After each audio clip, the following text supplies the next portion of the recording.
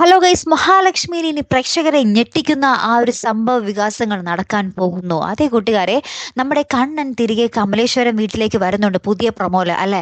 അപ്പൊ എല്ലാവരും നമ്മുടെ കമലേശ്വരത്തെ സകലവരും ഞെട്ടിത്തെറിച്ച് നമ്മുടെ കണ്ണനെ ഇങ്ങനെ നോക്കി നിൽക്കുന്നുണ്ടേ.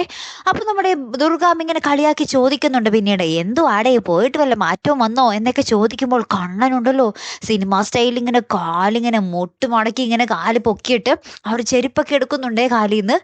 എല്ലാവരും അപ്പൊ ഞെട്ടി വിറച്ച് നിൽക്കോട്ടെ. കരുണയാണെങ്കിലും മഞ്ജു ആണെങ്കിലും ദുർഗാമ്മയാണെങ്കിലും ഓ തീർന്ന്, ഇനി തീർന്നു എന്നുള്ള രീതിയിൽ നിൽക്കുക. ഇതിന് പിന്നാലെയാണ് നമ്മുടെ മാർക്കോയും നമ്മുടെ മഹാലക്ഷ്മിയും തമ്മിൽ ഇനി കണ്ടുമുട്ടാൻ പോകുന്നത് അല്ലെ. അപ്പൊ കമലേശ്വരത്ത് ഇനി ആരും വെറുതെ ഇരിക്കത്തില്ല. കണ്ണനെ എങ്ങനെയും കൊല്ലാൻ വേണ്ടിയുള്ള ശ്രമത്തിൽ തന്നെ ആയിരിക്കും.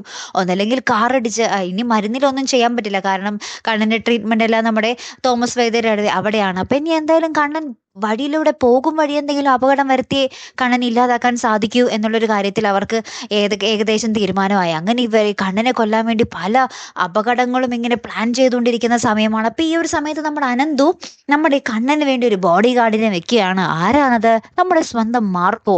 ആ ഒരു സമയത്താണ് നമ്മുടെ മാർക്കോയും മഹാലക്ഷ്മിയും തമ്മിൽ കണ്ടുമുട്ടുന്നത്. അപ്പം നമ്മുടെ മാർക്കോ ഇത്രയും നാൾ നമ്മുടെ മഹാലക്ഷ്മിക്ക് ഇങ്ങനെ മുഖം കൊടുക്കാതെ നടക്കുകയായിരുന്നു അല്ലെ.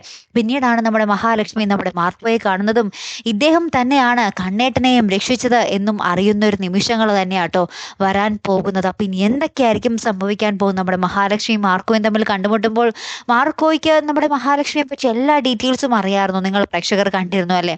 അതെങ്ങനെ എന്നുള്ളൊരു ചോദ്യം ഇനിയും ബാക്കിയാട്ടോ. ഇനി നമ്മുടെ മഹാലക്ഷ്മിയുടെ കല്യാണത്തിന് മുമ്പൊക്കെ നമ്മുടെ മഹാലക്ഷ്മിയെ ഒരു സ്വകാര്യമായിട്ട് നമ്മുടെ മാർക്കോ പ്രണയിച്ചിരുന്നതാണോ? അങ്ങനെ ചിലപ്പോൾ കഥയെ വരാം. അല്ലാതെ നമ്മുടെ മഹാലക്ഷ്മിയെ പറ്റി എല്ലാ വിവരങ്ങളും നമ്മുടെ മാർക്കോ എങ്ങനെ അറിയണം അല്ലെ. എന്തായാലും പിന്നീട് നമ്മുടെ മാർക്കോ തന്നെ മഹാലക്ഷ്മിയോട് ആ കാര്യങ്ങളൊക്കെ തുറന്ന് പറയുമായിരിക്കും. ആ ഒരു ചമ്മൽ കൊണ്ടാണ് താൻ അധികം മുഖം തരാതെ നടന്നിരുന്നത് എന്ന് അല്ലെ. കാത്തിരുന്നതിനെ കാണാട്ടോ. അടുത്തൊരു വീഡിയോ വരുന്നത് വരയ്ക്കും ഗുഡ് ബൈ.